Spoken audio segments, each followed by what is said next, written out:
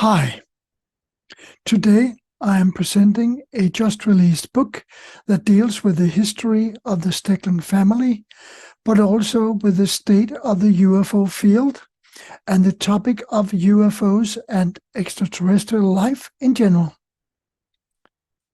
The book is The UFO Reality, Can Truth Prevail? It is written by Glenn Steckling of the Adamski Foundation.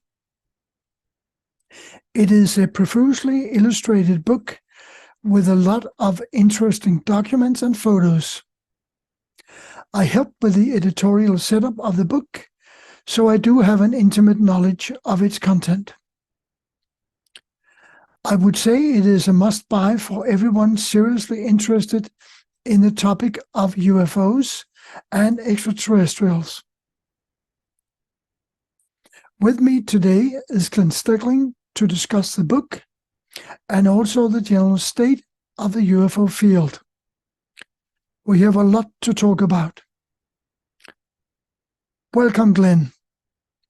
Welcome, Glenn. So you have written a book about your family's history and also your opinions about the ET field and the UFO field in general. So let's begin by you doing a little bit of maybe a sum up of your book, what it's about, and what people can expect of the book. Certainly. The book is here, right here. It's called The UFO Reality, Can Truth Prevail?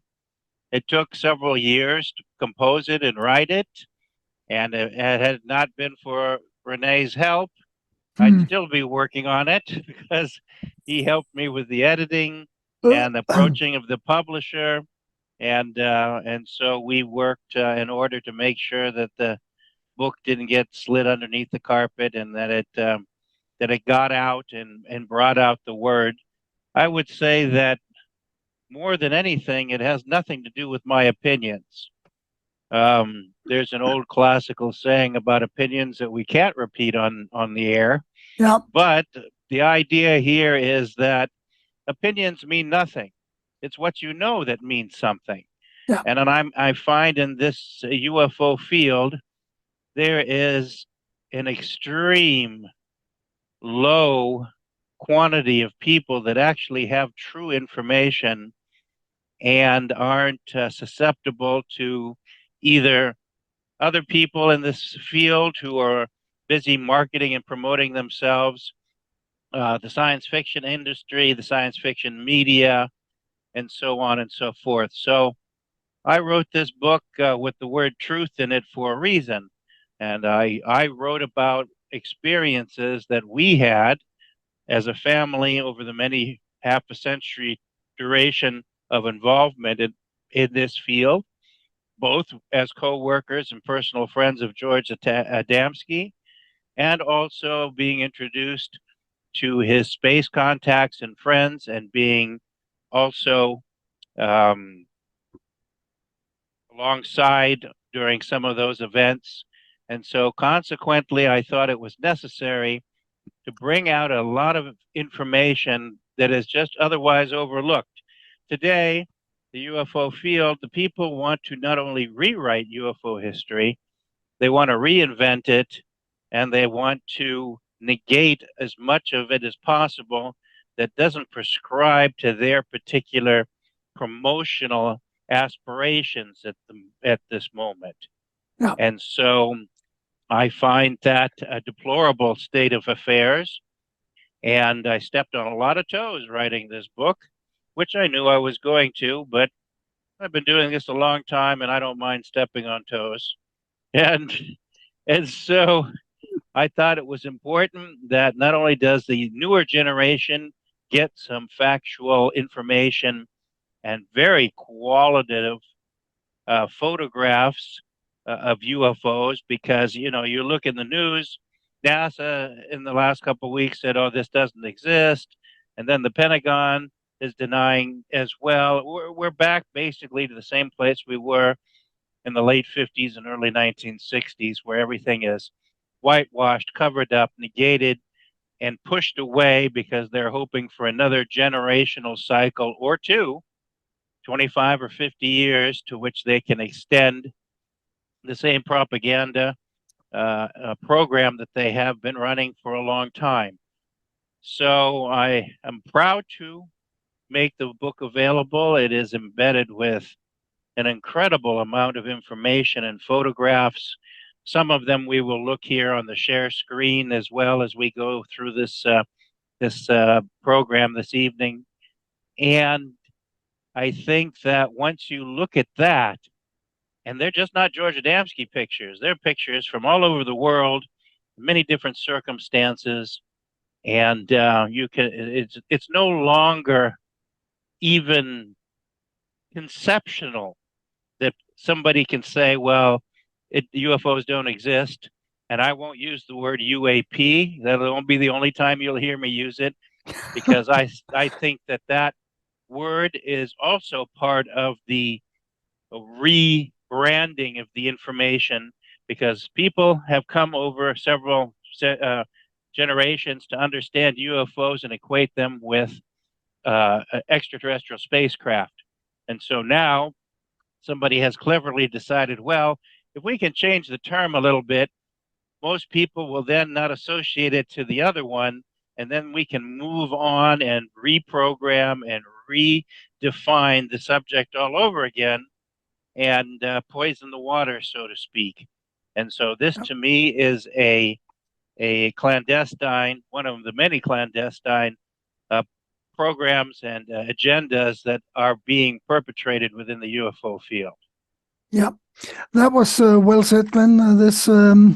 I think it's spot on with many of your observations. We may touch upon some of the things that you mentioned, but let me begin with the first part of that book, which is extremely interesting for a lot of people, I'm sure, that your family history and your connections with Adamski and the extraterrestrials, or the space people, as Adamski called them.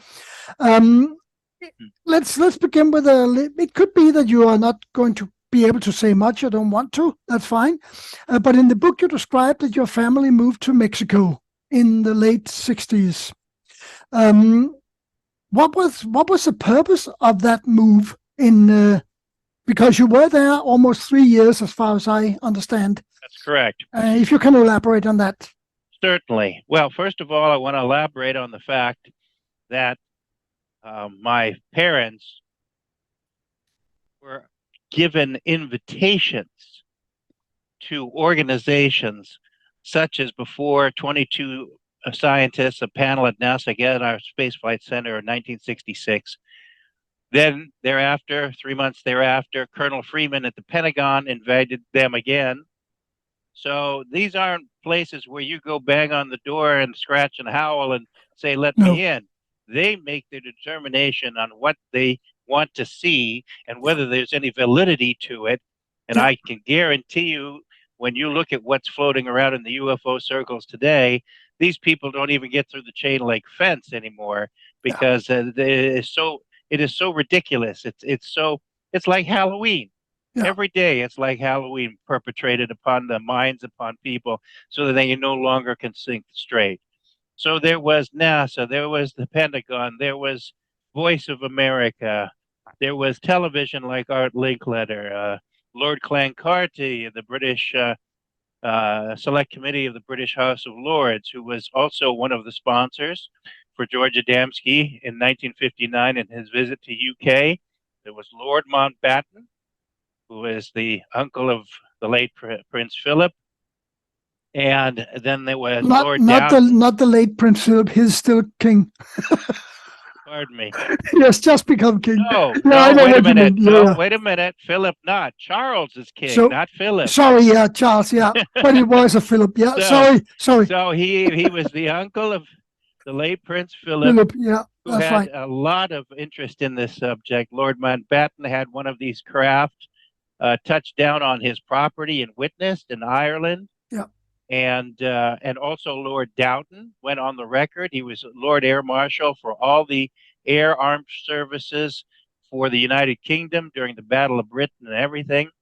Sir Desmond Leslie, of course, who is part of a co-author with George on the first book, Flying Saucers Have Landed, part of the Leslie estate in Ireland.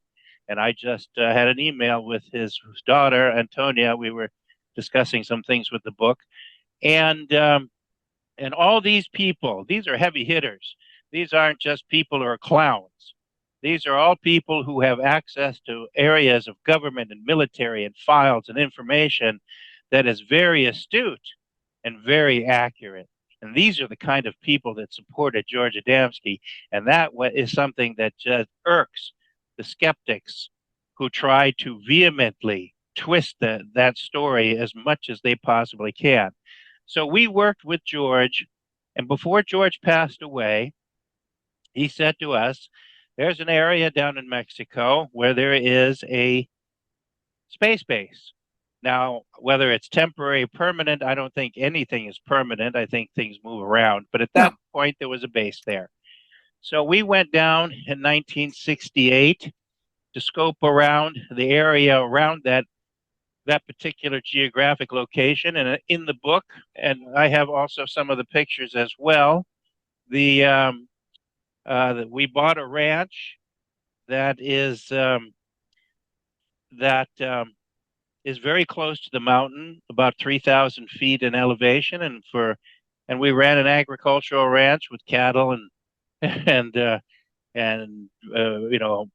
and avocados and everything you could think of agriculturally, because to live off the land like a farmer is very difficult. There's a lot of work to do, sunrise to sunset, to survive. But more importantly, we wanted to be close to that space base. And upon occasion, we had interaction with some of the people who were transporting themselves, or transitioning is a better word, through the space base into the local society, and then going off to whatever assignments and endeavors they have. And so it was a very interesting and very dynamic time. And then due to a multitude of reasons, in 72, we came back to administer the foundation with the late Alice Wells, who had been a partial inheritor of some of the Adamski materials, and she then transferred her ownership to us, and we continued the foundation ever since 1972. Yeah. And and in Mexico, we had visits from the officials, and I describe it in the book. About 2 weeks after our arrival, 2 big truckloads of troops and military secret police show up, and the commandant comes, knocks on our door in the living room, and Dad says, "Come on in, you're welcome here." He knew officials, he knew how they thought, he knew the government very well. These were all things that were very familiar to him. And he knew that you catch more bees with honey than you do vinegar, so you don't insult these people. We have we have made an industry now in this UFO field of constantly pushing conspiracy, constantly blame game, constantly the mysticism and psychism. And we do that on purpose, because that's how we can continue to roll the ball. Because if you provide answers, then you put something to rest. You've got an answer to it. Yeah. You know it. Yeah. This way, answers are never given. And so therefore, it just keeps becoming this whirlpool. It's like a cesspool. So the commandant came in, and in the meantime, the truck drove around the ranch and deposited the troops, and they went in there with their metal detectors and magnetic rods and looked everywhere and poked it in the ground. And my father looked out the window. We were all sitting in the living room, and he says, this makes me very happy, because obviously you wouldn't come here and waste your time looking for something if you truly thought there was nothing to look for. Yeah. And then he said to him, he said, "Don't worry, I don't have a spaceship hiding, because if I had one, I'd have gotten in and gotten the heck out of here a long time ago." So the commandant looked at the pictures from George, the mothership and the scout craft, the famous ones that we'll see later. And he said, "Well, we received an abbreviated dossier on you from the Pentagon. And so we know what you're all about and what you stand for and what you represent." And he says, "I can tell you this. We know the space people are here. We know where they come from. We know that they're good for us." And I explain in the book several chapters where they have helped the society in Mexico on many things. And lastly, we don't want them. My father was perplexed. He says, he looked at the guy and says, well, it doesn't make a great deal of sense. If something has that much benefit to you, why is it that you're so willing to turn it away? And he says, because this changes the entire structure of our society, economically, religiously, and the tier system, as far as differences between people, the caste system, like we have in many nations on this world. Yeah. And we don't want any of that. So he said, you're allowed to stay here as long as you do not go out amongst the people and start teaching them about this subject. So since we were there for other reasons anyhow, and since there was a very prominent co-worker of George Adamski, her name was Maria Cristina Rueda, married into a very wealthy governing family in Mexico City. Already years before that, in the late 50s, she was responsible for taking George's materials and having them translated and published in Mexico and distributed there, because they couldn't do anything to her or the family, especially being natural born and being as connected as they are. Her husband wasn't very fond of the idea, but she was a very, I wouldn't say stubborn, but she was a very driven person, and she was going to do what she thought was right. So that's basically a little bit about Mexico while we were there. How was it? How were you able to acquire that piece of land in Mexico? Is that just?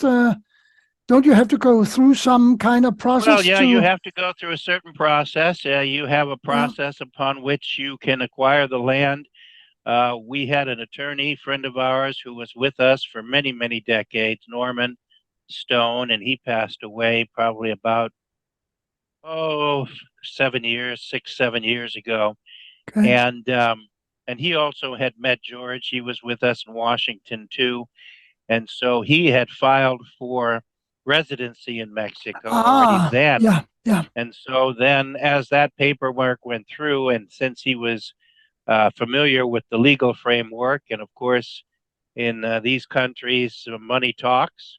So when you change hands, money suddenly, applications go through much quicker, get stamped much faster, and all of a sudden, which didn't seem was possible before was instantaneously possible. Yeah. And then later on, my sister was born in Mexico, and then she, in her name, being a natural citizen, had the legal rights to the property as well. Okay. Let me just a little bit touch about, I can remember in Denmark that H.C. Peterson, Hans Peterson, talked about a Mexico project. Had that anything to do with your family's stay in Mexico, about something about a cosmic school and so on in Mexico? Yes. It was. So it was part of that. Yeah. What happened is that in the late 50s, in 58, George was going to 58, 59. He was going to uproot and go down to the Guadalajara area. Outside Guadalajara is a lake called Lake Chapala. It's a very pretty area. It's sort of like a Lake Tahoe environment, but not as cold. It is a more subtropic. Yeah. And he rented an old a villa from one of the embassies, and he liked it down there, and he wanted to go down there. And he also had attended several meetings at Space Base down there as well. And so it was George who gave us the information and location and the intent of, when things were going, shall we say, not so well in the U.S. We had the opposing forces had killed Kennedy, both of them, and including Dr. King, and the entire country was going upside down into a war and military industrialized economy, and the U.S. became the greatest subverter of the UFO information worldwide. And in fact, it would use its influence as far as funding and appropriations to other countries to tell them to keep quiet. Otherwise, you're not going to get your money.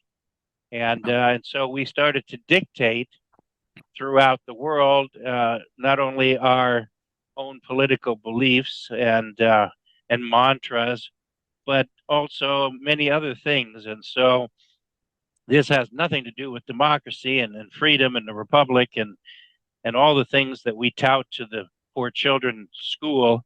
These are just brainwashing methods in order to keep people calm and placated in order to accept what's given to them. We want a society where we can tell them what to do and what to think and not to question. And so that's why we went down there to Mexico and interacted with the same space people that we had known with George in D.C. beforehand, and had interacted with them afterwards when we came back here to the U.S. And then when things became much more accelerated, my father started to acquire the microfiche and film from the NASA and lunar orbiter projects in Apollo, so that we could start looking for the information that was subsequent on the moon that we have on Earth: atmosphere, water, atmospheric pressure, clouds, mist, moving objects. All of these things have been categorized by NASA, not only in the 60s, but over the period of decades thereafter as well.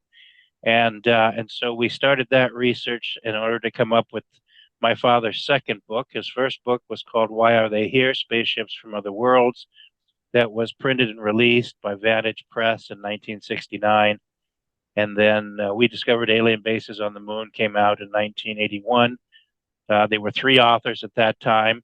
George Leonard in 1979, Somebody Else is on the Moon. My father's book in 81. And then William Bryant's the third, a book called Moongate that came out in 83. And we were pretty much the cutting edge of the lunar anomaly investigation and have maintained it for a number of decades since. Yeah, Glenn, thanks. As you know, Adamski was a special character and had a special purpose while he was here. Can you share anything not particularly well known about his purpose while he lived here? Well, yes, it's a true statement that he was a very unique individual. And this uniqueness led him to this subject of exobiology, extraterrestrial life, and more importantly, the universality of principles of life, which are determined everywhere. For instance, we know that from outer space, it is the womb of creation, that there RNA and DNA, and the only difference between RNA and DNA is a strand. But this genetic material, this organic material of the elements and molecules only come together in certain specific ways. Nature is not chaotic or arbitrary. It is very defined and very specific, whether you are here on the other side of the cosmos, or Alpha Centauri, or Tau Ceti, or any other place you want to mention. The principle of life remains the same. And this statement gives no end of grievance to the people in the UFO field, because they want you to believe that anytime you step away from this planet, now you have fairy tale monsters, whether it's Enochs or Ewoks or shapeshifters or crayfish and praying mantis, Sasquatch. They come up with every possible thing that they can out of their imagines. And it's often nothing more than replicated after science fiction publications or movie productions.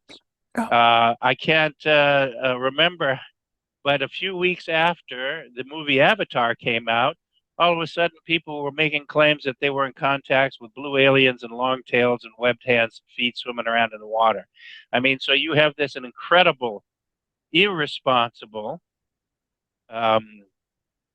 promotion going on, and whatever is thrown out there, people grasp onto, and then all of a sudden you see that replicated over and over again, and no one holds their feet to the fire.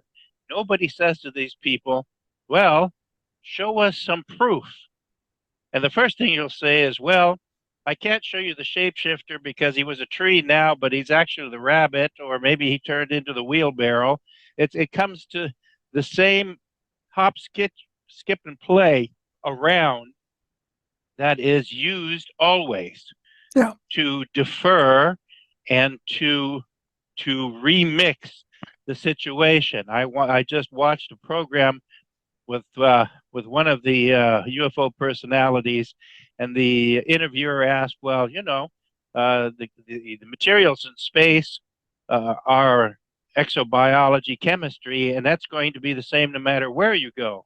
And you could see from the other person's look on their face that this wasn't going to mesh with their particular brand of what they're promoting, because they want to tell you, oh well, you know, there's so many Nordics, and you know, 9 groups of Nordics, and 3 of them are good and 6 are bad, and then you got tall whites, you got all of this.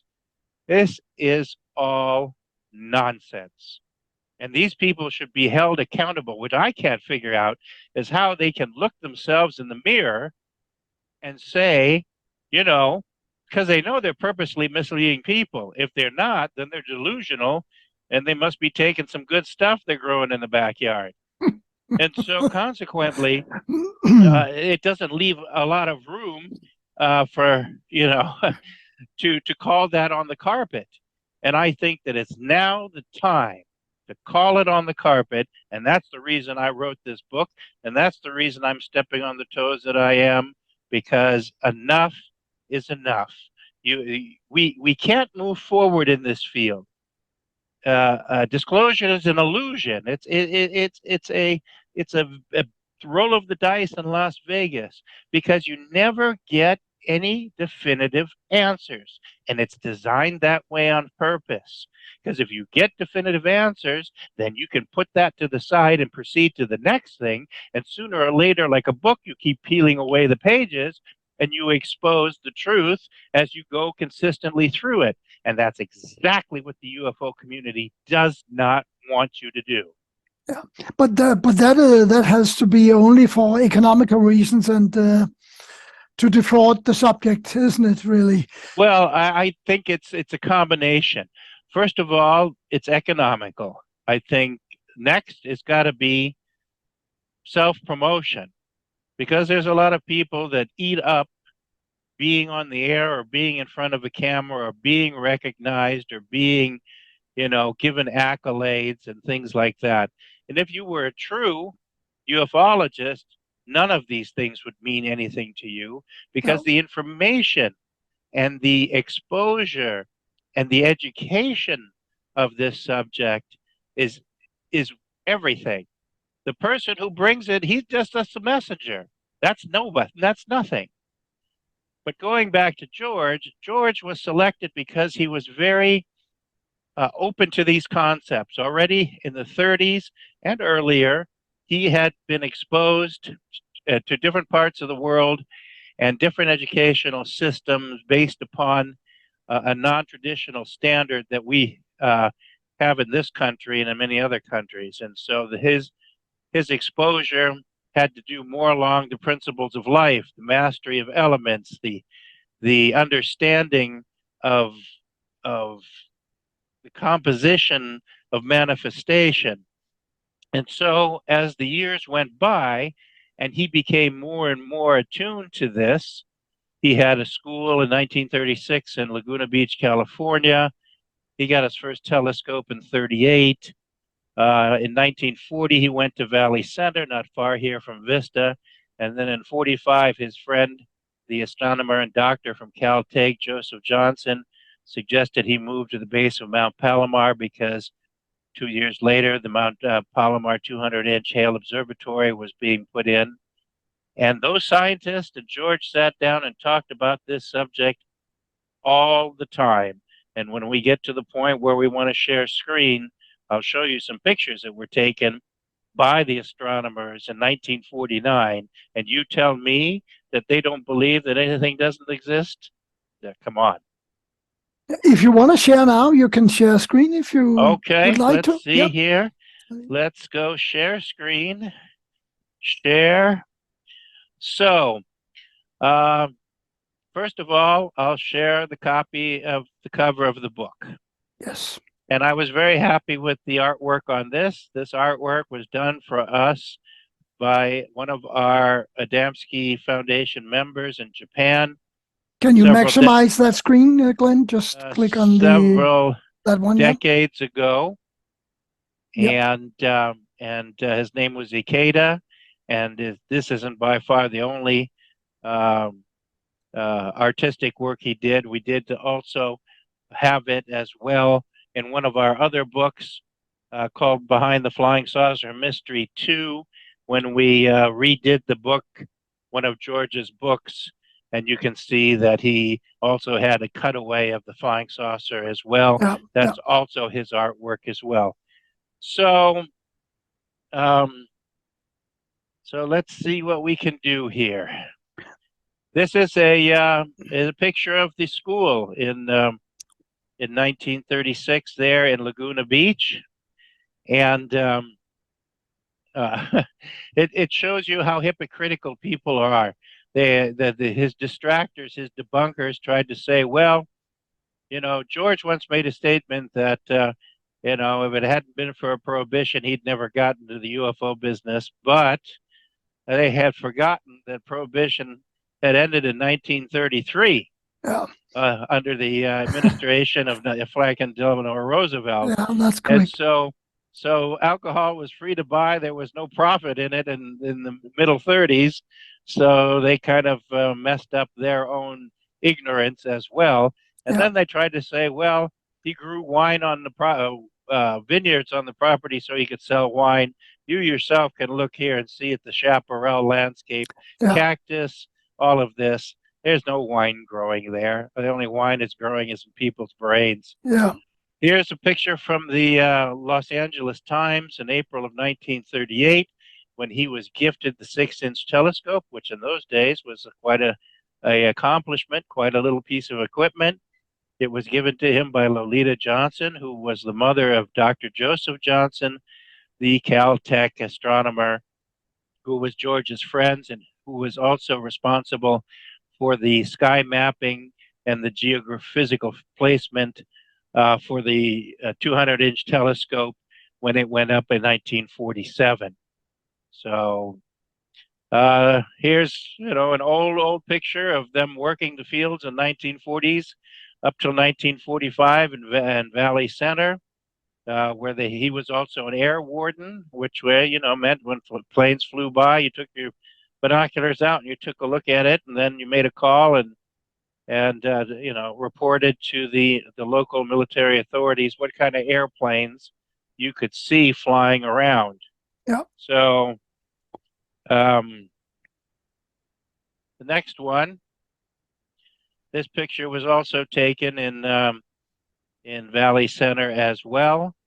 I thought it was just a nice youthful shot of him, of George, and his demeanor and nature and association to the natural world.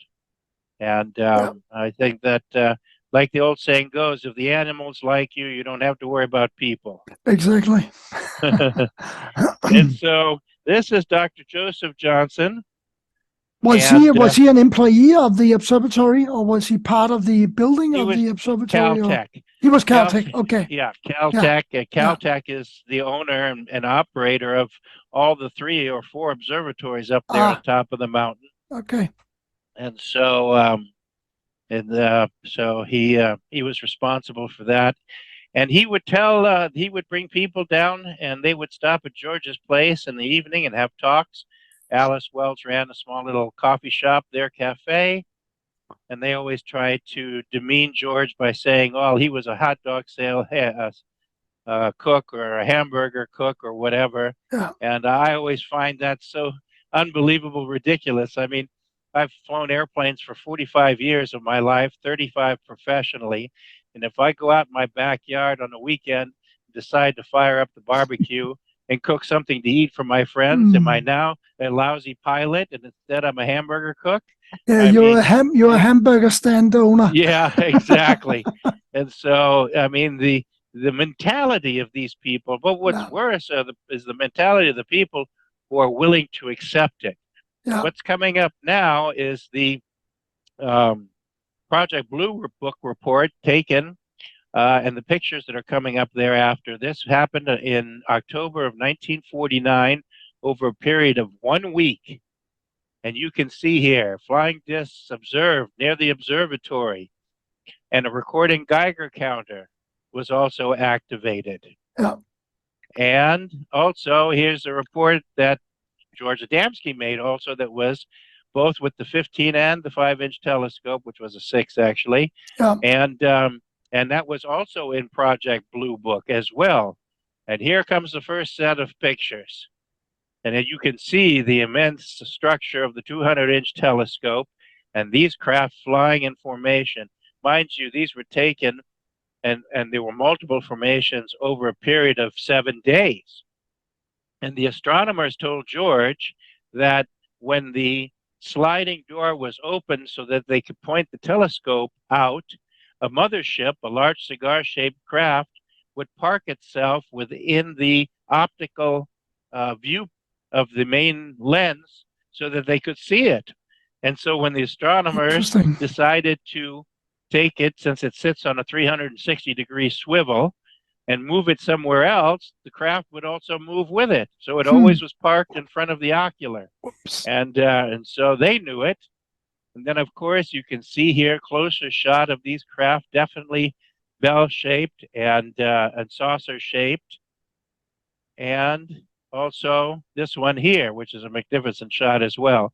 I mean, anybody who looks at these pictures and says that these things don't exist, or these are seagulls, or atmospheric disturbances, I mean, it's almost too ludicrous. Yeah. And next to the observatory is this platform, a 200-inch cement platform that mimes the size and the dimension of the main mirror itself.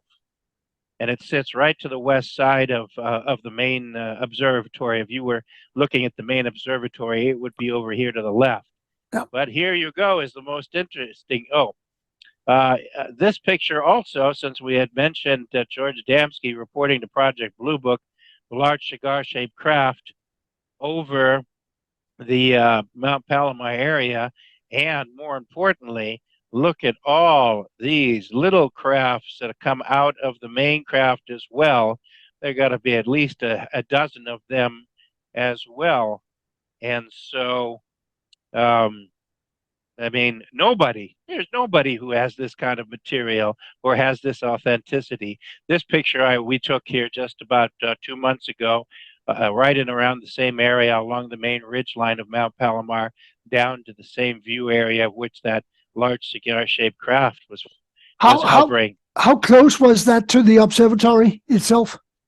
The observatory is the next ridge over. Okay. So the first ridge runs along the entire front line of the mountain. And then there's a slight dip down into a valley and then up the next ridge. And on the secondary ridge is of the observatory. Okay. And this picture was taken by my father out of the window of the Boeing 707 coming back from Europe over the North Atlantic. This is a frame of a motion picture footage, and it shows one of the same type of craft exactly along with the smaller craft next to it. So not only did George take it, but we took it, and other people around the world have taken similar things. Yeah. This is also a single frame of a motion picture footage of a large fleet of these craft over Germany in 1966, traveling from Mannheim to Frankfurt. And we were all standing in the train, dozens of people along the side, inside the train, holding the windows down as he was filming this. And this appeared in German national television. This is the thing the Pentagon was very, very interested in. Yeah. What I am looking for is quickly here, if I can find it. As I mentioned earlier, with the cement platform for the 200-inch mirror and telescope, I found this that was given to me by a reporter who was doing a article on George Adamski, and my God, this was a long time ago. It's got to be 25, 30 years ago. And the newspaper kiboshed or basically killed the story. But the interesting thing came from the Palomar historian that said when the big mirror for the Palomar telescope was brought up in 1947, it was set on a concrete platform that still sits by the observatory today on the west side. Astronomer Olin Wilson placed a carefully lettered sign on the platform that read, "This flying saucer, drawn here by the light-gathering power of the 200-inch telescope, has brought visitors from other worlds who are currently guests of the government." And the sign was removed after the tourists complained about it.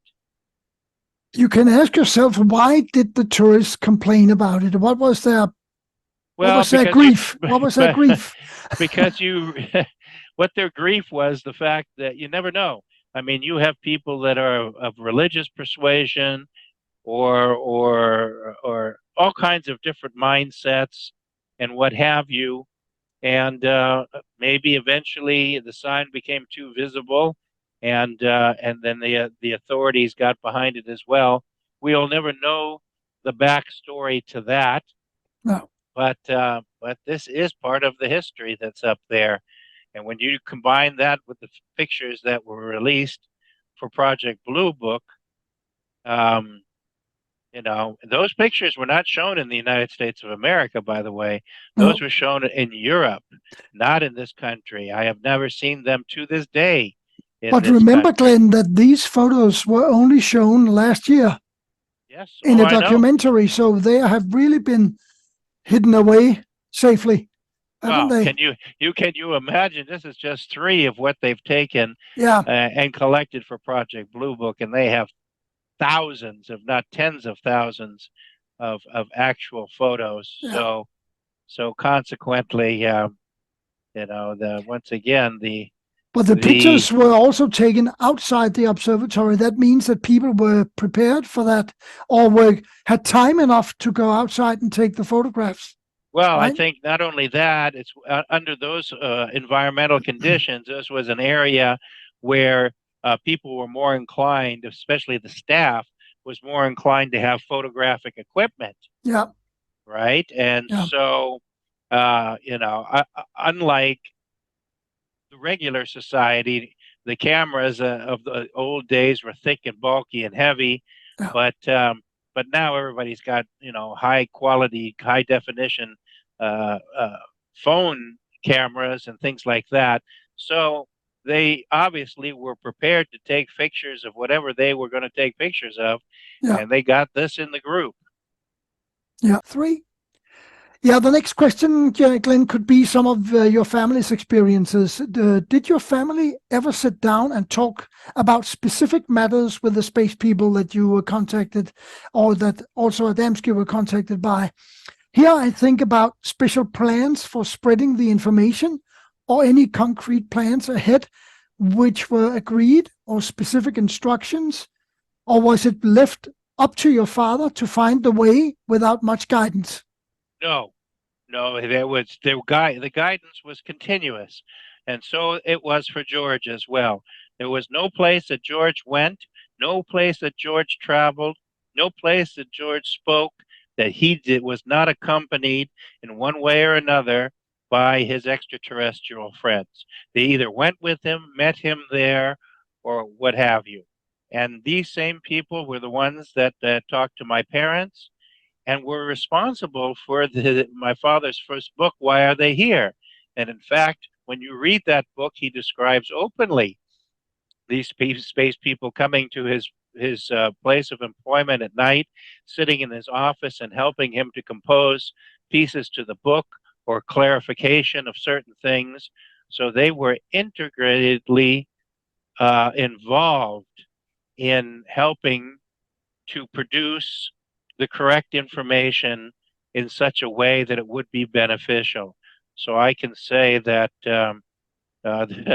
they were no strangers to us. That's probably. I remember my mother. She gave a little talk in '95 at the Friends of Adamski conference, which was across the river from Washington in Crystal City near the Pentagon, and they were Mr. and Mrs. Rochester. Madeline Rhoda for Hans Peterson and his first wife, my mom, myself, and Bill Clendon and some other people, and.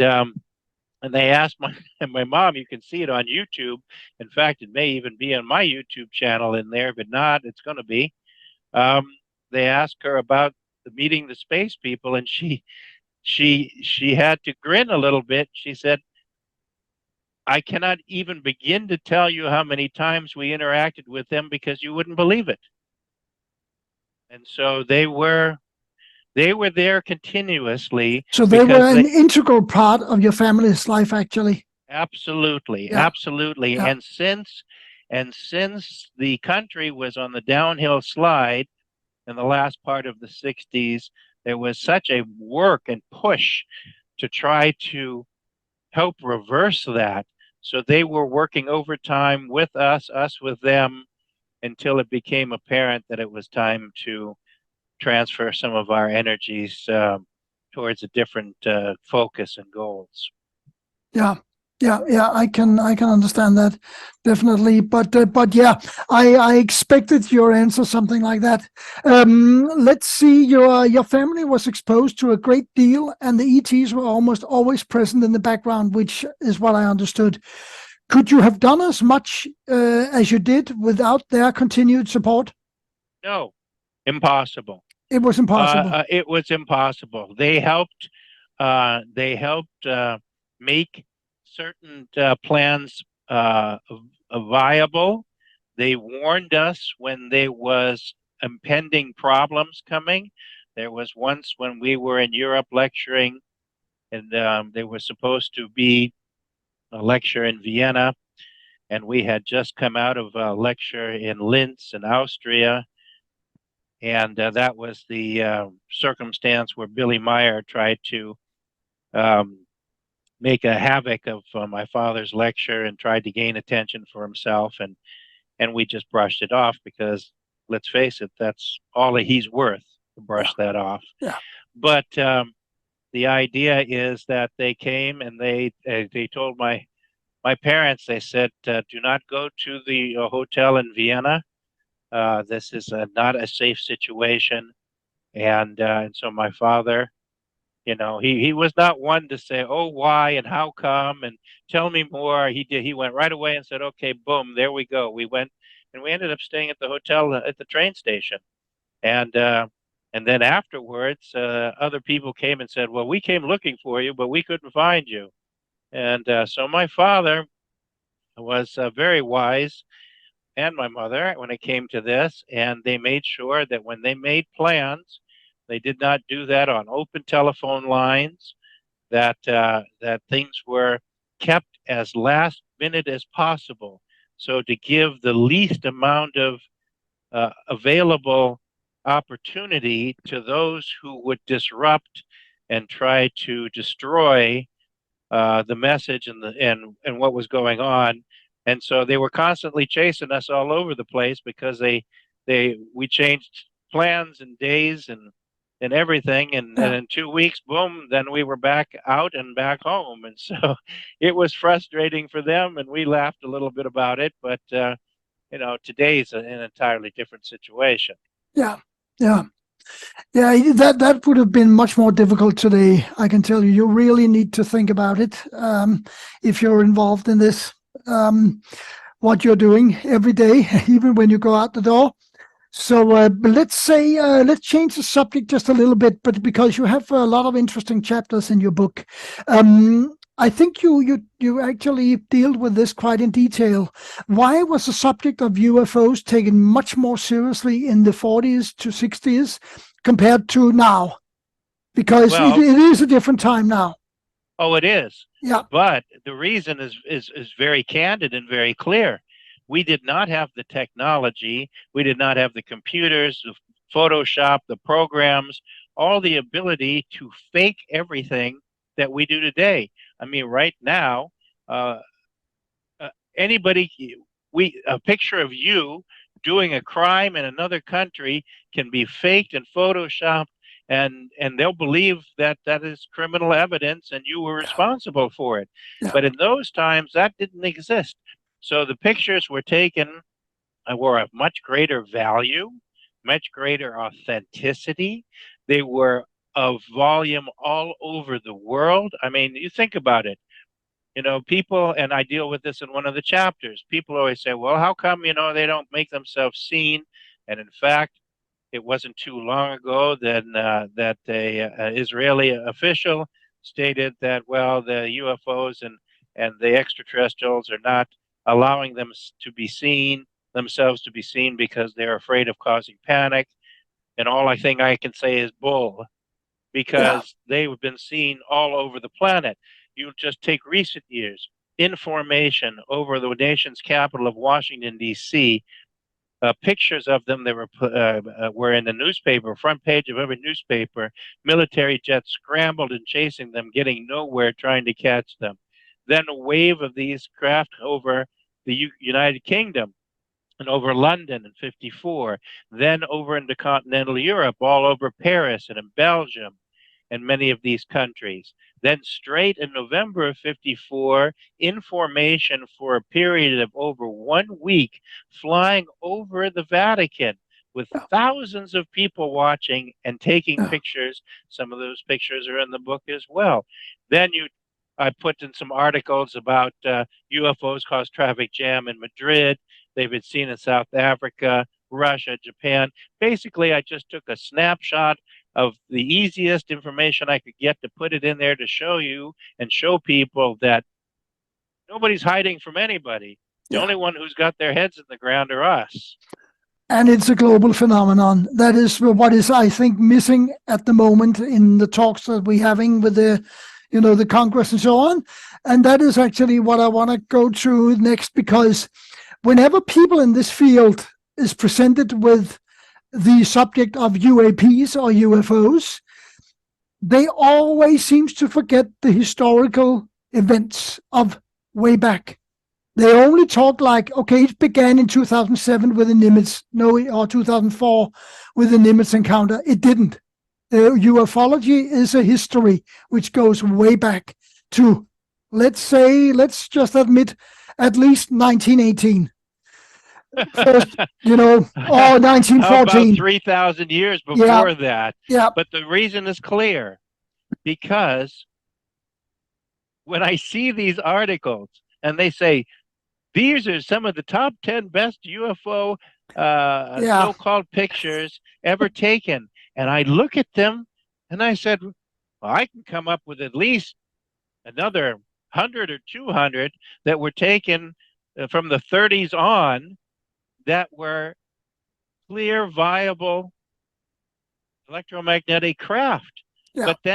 But then if they admit that, then people are wanting to go back to see where the oranges come from. And the current situation, administrative wise and academic and what have you, is trying desperately to erase that past, to make it so that you don't know about it and you won't ask questions about it, and you will just simply take for the verbatim answer that you're given, that this is either triangular or tic-tac or cubular or whatever. These are all things that we produce as research and development, but they have nothing to do with extraterrestrial craft.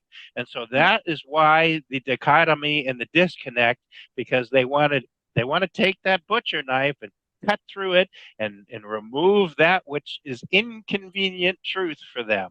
Yeah, that is totally correct, actually. If you just observe the what's going on in the UFO field at the moment. But let's not concentrate too much about the UFO field, because it's still your book, Glenn, we are talking about. So your book also delves into the reasons behind the corruption of UFO history. Can you elaborate some of the reasons behind this? When did it begin to? Well, I think what happens is you will find that the first chapter of section 2, the first part of it is almost autobiographical of my family and our activities over 50 years. Second part is called Reality Check, Yeah. and then it goes into 12 chapters from there. And the first chapter is a chronological listing of these type of sightings going back thousands of years, back to Roman and Greek times, East Indian times, the flying scroll, the wheel with the wheel. I mean, there's 400 references in the Bible alone, and so I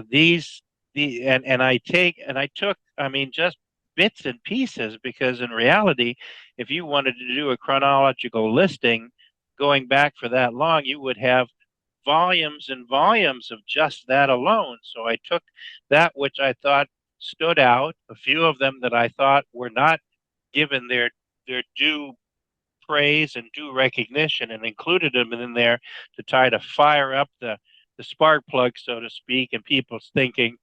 And so I listed those going through, including, for instance, the term flying saucer doesn't come from Kenneth Arnold.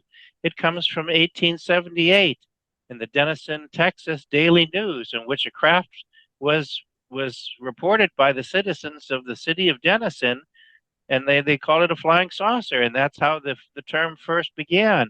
And so this is the type of history that continues to be whitewashed, because somebody on the internet decides they're going to say, well, this all term began with Kenneth Arnold, and the next one goes and they're going to do a book about it. So they say, okay, well, this guy said it started with Kenneth Arnold, so we'll use the same reference, and the next one, and the next one, and the next one. None of them do any check to see whether this is actually the true thing, a true fact and true statement. They just think, well, that this guy said it, so we can use it. And of course, if anybody calls them on the carpet on it, then they can say, well, it wasn't me who said so. I took it from him over there. Yeah. I mean, the irresponsibility in this field is catastrophic. Yeah. And so this chronological listing goes through through the late 1800s. And my father's first book, Why Are They Here? He's got a section in there from the log books of steamships and sailing ships, where they saw these ships come out of the ocean and hover, shoot into space. So some of those are in there. Then you go, and the photographs that were taken in Europe already in the late 1918 of these craft.